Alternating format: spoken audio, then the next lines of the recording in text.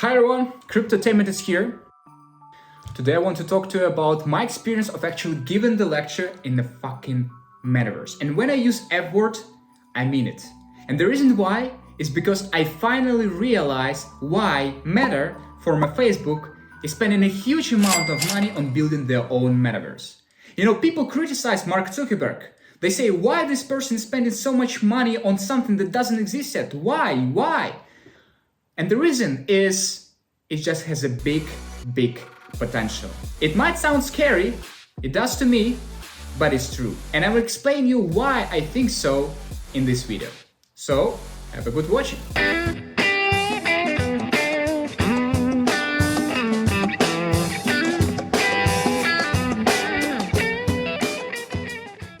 But before that, I want to make sure that we are all on the same page in terms of understanding what the metaverse really is. So what I will do, I will explain to you what actually metaverse is inside the metaverse. So let's go. By the way, guys, our channel is quite new here, but like the metaverse, I think we have a great potential to become a #1 crypto channel on the entire YouTube platform. So please subscribe to the channel, hit the notification bell, and press the like button as a token of appreciation of what we're actually doing here.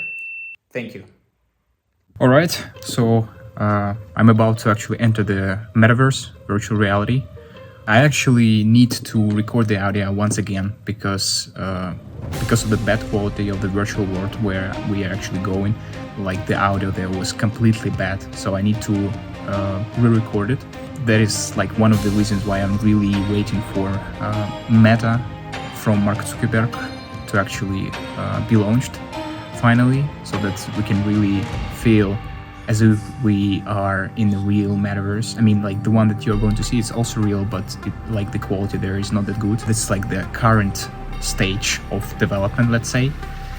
So I'm pretty intrigued about what Facebook is going to actually prepare for us.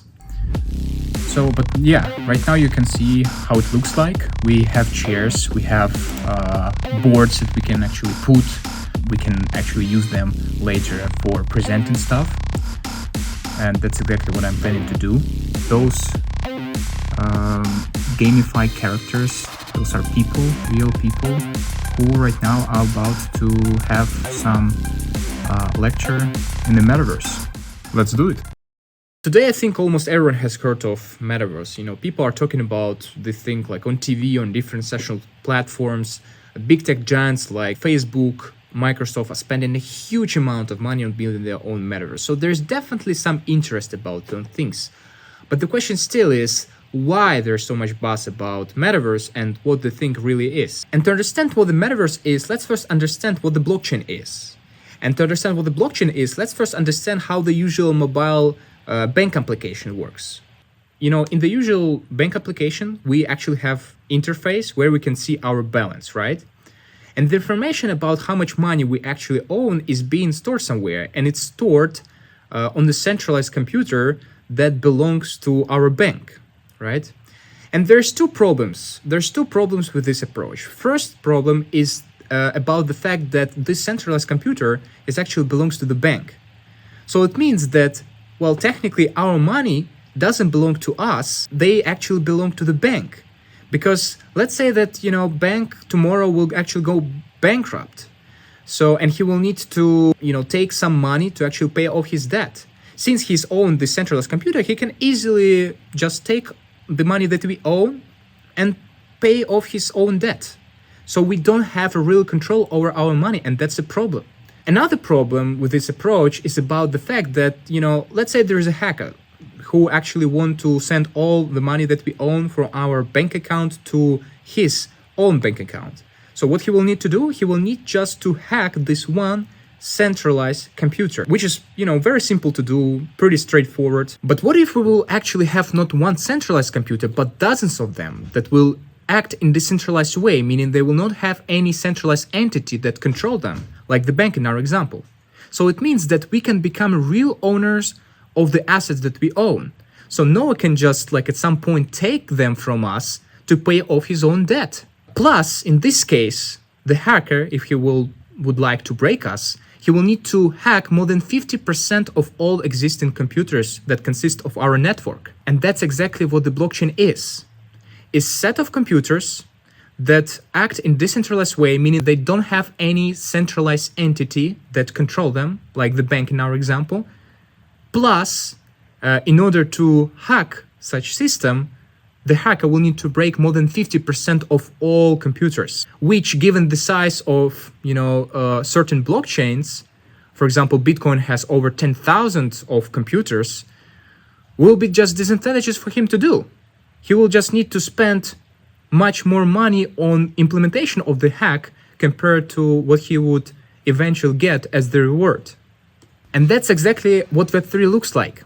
Web3 is when we will no longer use centralized computer to store our data, for example, how much money we own in the specific bank, but we would actually make use of blockchain. We would make use of dozens of computers that store the same kind of information and which act in the decentralized way, meaning they don't have any centralized entity that control them.